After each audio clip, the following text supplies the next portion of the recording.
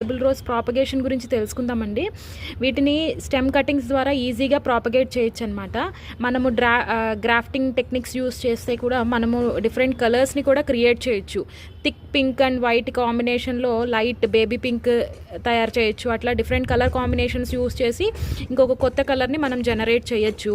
మనకి దీని ప్రాపగేషన్ అంత ఈజీ థింగ్ ఇంకేం లేదండి. ఫర్ ఎగ్జాంపుల్ ఒక చిన్న స్టెమ్ తీసుకొని, చాలా చిన్న స్టెమ్ తీసుకుంటాము.